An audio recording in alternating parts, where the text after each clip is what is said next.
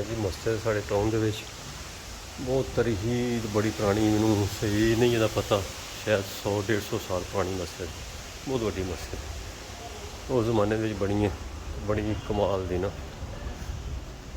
मस्जिद बनी है। सुनहरी मस्जिद आंदे ने, तो काफ़ी जगह है ना, बहुत वड्डी जगह।